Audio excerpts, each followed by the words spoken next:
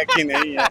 कई लोग कह रहे हैं कि मुस्कान अब खत्म हो गया। नहीं, ऐसी बात नहीं है। हाँ। जो लोग कर रहे होंगे उनका खुदा मुस्कान और दिल और कलेजा कांप रहा हो।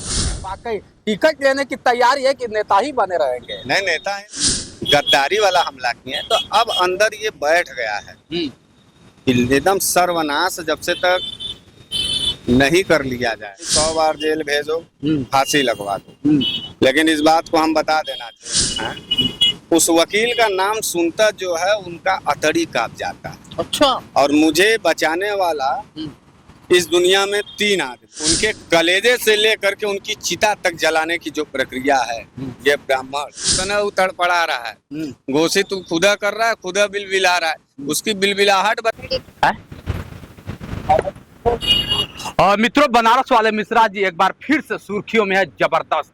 जब से जेल से रिहा हुए हैं उसके बाद क्या होता है कि माननीय अखिलेश यादव जी ने खुद अपने पास बैठाकर इनको क्या होता है कि एक अलग सम्मान दिया है और पूरा भारत जानने लगा है। अब जानने का प्रयास करते हैं कि बहुत सारे लोग हैं कह रहे हैं कि वाकई सपा में आए हैं तो सपा में चलेंगे या फिर दल बदल देंगे। इस सब बातों पे चर्चा करेंगे। मिश्रा जी बात कर रहे हैं, देखते हैं क्या। पहले तो स्वागत है सर जी, बहुत बहुत धन्यवाद। कैसे हैं? मुस्कान वही है कि खत्म हो गया? अब आपके आंखों में रोशनी है तो देख लीजिए कि है कि नहीं है। कई लोग कह रहे हैं कि मुस्कान अब खत्म हो गया। नहीं, ऐसी बात नहीं है। हाँ। जो लोग कर रहे होंगे उनका खुदा मुस्कान और दिल और कलेजा कांप रहा होगा। अच्छा। वो खुद डर रहे हो। अच्छा। कि जो गलती उन्होंने किया है अब उसकी सजा उनको कितना बड़ा भुगतना होगा, ये खुद अब उनकी आत्मा जान रही है। और जिसने भी हमारे मुस्कान को छीनने की कोशिश की है उसको इस पृथ्वी पर कहीं भी हमने मौका नहीं दिया है फिर मुस्कुराने का। हाँ, जिस तरह से अगर बात कर लिया जाए, बड़ा चर्चा में है और माननीय जी के साथ वीडियो भी आता है। अखिलेश यादव जी के साथ कई लोग कमेंट कर रहे हैं कि वाकई टिकट लेने की तैयारी है कि नेता ही बने रहेंगे। नहीं, नेता ही बने रहेंगे। हम टिकट के नेता नहीं, हम हालातों के नेता। अच्छा, ऐसे ही बस पीडीए के साथ रहेंगे। हाँ, जब पीडीए के ऊपर हमला होगा, जब पीड़ित दुखी अगड़ा के ऊपर हमला होगा, जब पिछड़े और दलित और अल्पसंख्यक पर हमला होगा, तब हम बनारस के तेवर के साथ मिलते रहेंगे। उन नफरतबाजों के सामने हम होते रहेंगे। इसमें कोई समझौता नहीं। क्या फर्क पड़ा है जेल से आने के बाद? आग और लगी है, और तेज आग लगी है कलेजे के अंदर। जब से तक निस्त नाबूद नहीं कर लिया जाएगा इस भारतीय जनता पार्टी के गुंडागर्दी को, तब तक अब चैन नहीं मिलेगा। अभी तक तो राजनीतिक लड़ाइयाँ थी, अब ये जिस तरीके से कायराना हमला किए हैं सब, गद्दारी वाला हमला किए हैं, तो अब अंदर ये बैठ गया है कि एकदम सर्वनाश जब से तक नहीं कर लिया जाएगा भाजपा का, तब से तक जो है अब चैन से बैठना नहीं है। और उसकी सारी प्रक्रियाएं अब चल रही हैं, कोई दिक्कत। पहले तो कोई कमान भी नहीं था ना इस तरह से, फिर भी क्या होता है कि आप आवाज उठाए। अब एक तरह से अगर देखा जाए तो बहुत बड़े पार्टी के आप नेता हो गए, पीडीए के साथी होंगे, सहयोगी हो गए, लेकिन विपक्ष में पहले भी बोला करते हैं और आज भी बोल रहे हैं। तो 2027 की तैयारी कैसा रहेगा? 2027 में समाजवादी पार्टी का सरकार बनाना है। देश में और प्रदेश में बहन बेटियों की इज्जत बचानी, गरीब किसान दलित मजदूर के ऊपर जो सामंतवादियों का हमला है, अब उस हमले को खत्म करने की बारी आ रही। पढ़ाई दवाई और कमाई के सवाल पर अब सरकार बनाना है और अखिलेश यादव जी को जिताना है। अखिलेश यादव जी आएंगे? हाँ, निश्चित रूप से एकदम।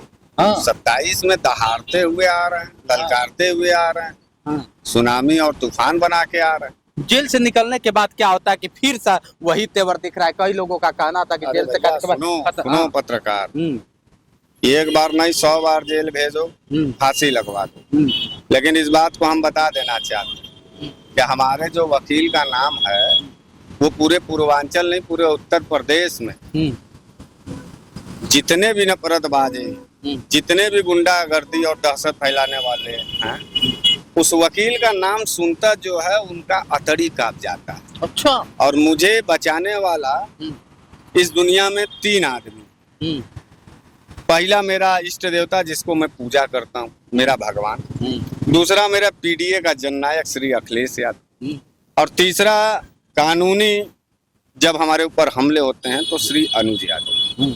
नाम पता कर लेना पत्रकार, पूर्वांचल ही नहीं पूरे उत्तर प्रदेश में जितनी भी वीआईपी मुकदमे होते हैं उसको स्वयं श्री अनुज यादव जी लड़ते हैं और न्याय दिलाते हैं।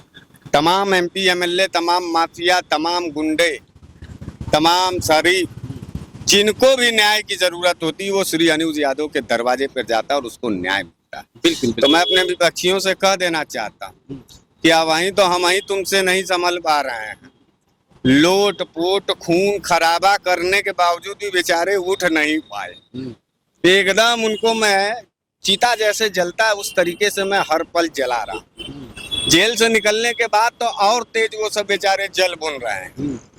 और जब जब मैं जेल से निकलने के बाद आप जैसे भाइयों से बात करता हूँ और जब आप रिलीज करते हैं वीडियो तो और आऊ होलिका की तरह जलने लगते हैं। तो ये जलाने की प्रक्रिया माने उनके कलेजे से लेकर के उनकी चिता तक जलाने की जो प्रक्रिया है, ये ब्राह्मण उनका अंतिम संस्कार करने के लिए तैयार है।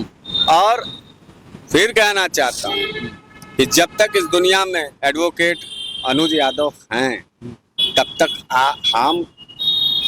हमको ये पूर्ण विश्वास है कि अनुज यादव जी के रहते मेरा एक बाल बाका नहीं होगा। अगर ये फर्जी मुकदमे के तहत मुझे फांसी पे भी लटकाने का काम करेंगे तो अनुज यादव जी उसमें का अधिवक्ता हैं कि अपना तन मन धन लगा करके स्वयं से, किसी की पैरवी की जरूरत नहीं है उस आदमी, वो आदमी स्वयं से जाएगा और मुझे फांसी के फंदे से नीचे उतार करके मुझे पीडीए परिवार में ढकेल देगा। अच्छा, आपको हम एक बात और उनके बारे में बता दें, अनुज यादव जी के बारे में। मैं पहला मेरा एक ऐसा केस था कि जब लोग मुकदमे में फंसाए जाते हैं, जेल भेज दिए जाते हैं, तो लोग ऋण कर्जा ले करके वकील के यहाँ पैसा देने जाते थे।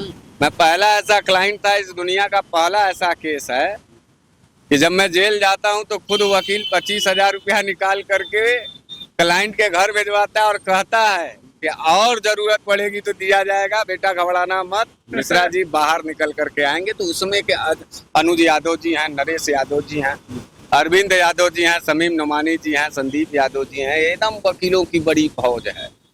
हम सड़क पर भी लड़ेंगे और अदालत में भी लड़ेंगे और सदन में भी लड़ेंगे। सड़क का योद्धा बनारस वाले मिश्रा जी, अदालत का योद्धा श्री अनुज यादव जी और सदन का योद्धा हमारा नेता श्री अखिलेश यादव। क्या बात है। लेकिन जिस तरह से आप लोग हमेशा सुर्खियों में बने रहते हैं और खुद विपक्ष के लोग कहते हैं कि ये लोग आतंकवादी होंगे, जैसे नेहा सिंह राठौर को देख लीजिए, आपको देख लीजिए, आखिर क्या वजह है कि आप लोग को क्या होता है देशद्रोही तक घोषित कर दिया जाता है? देखिए वो का घोषित करेगा, अब तो हम लोगों का दौर चालू हो रहा है। जितना घोषित कर रहा है उतना उतड़ पड़ा रहा है। घोषित खुदा कर रहा है, खुदा बिलबिला रहा है, उसकी बिलबिलाहट बता रही है कि उसके घोषित और घोषणा का कोई असर नहीं रह गया है। क्या कर लिया नेहा सिंह राठौर और बनारस वाले मिश्रा जी का? हम तो मुस्कुराते हुए फिर बोल भी रहे। एक बार कह रहा है, एक बार देखो इन सबों का पानी और औकात देखो।